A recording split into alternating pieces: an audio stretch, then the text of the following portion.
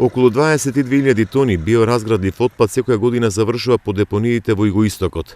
Никој не врши компостирање, ниту пак заработува, иако растителната маса може да се користи за производство на органско ѓубриво. Најмногу растителен отпад се фрла во Струмичко, кога земјоделците ги чистаат нивите за нов турнус. Ваква е сликата речиси по сите селски патишта и речни канали во Струмичко. Место да компостираат земјоделците од овој регион, растителната маса и органскиот отпад го фрлаат и создаваат диви депонии. Југоистокот има потенцијал за производство на компост, вели Цветанчо Ѓоргиев од Струмичко Ново село, кој со својата семејна фирма е пионер во оваа област. На околу 3 хектари со трупање на органски отпад прави компост, зашто на секои 3 месеци врши аерирање.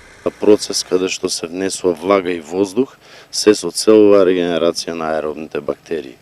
Затоа што, како што знаеме, при процесот на компостирање, аеробните бактерии кои што се работат, како нивни метаболити изфрлаат јаглероден двуоксид и со колку повеќе време нема присуство на аерирање, они самите по себе се уништуваат. Го собира органскиот отпад од сопствените ниви, но и трската од околните мочуришта, која во Новосело често се пали и ја загадува животната средина. Очекува идната година да има производство на околу 1000 кубни метри компост. И доколку се фрли, едноставно тоа е загуба на енергија. Секој едно растение троши енергија за да порасне, да направи цвет, плод, што и да е. И сега во еден момент, доколку нема економска исплатливост, кај нас што прават луѓето разочарани, го фрлаат. Но сето тоа може да се искомпостира и да го употребат за наредната или понаредната година како нутритиент за нивната почва. За 2021 мислам дека можеме да стигнеме до 1000 кубни метри.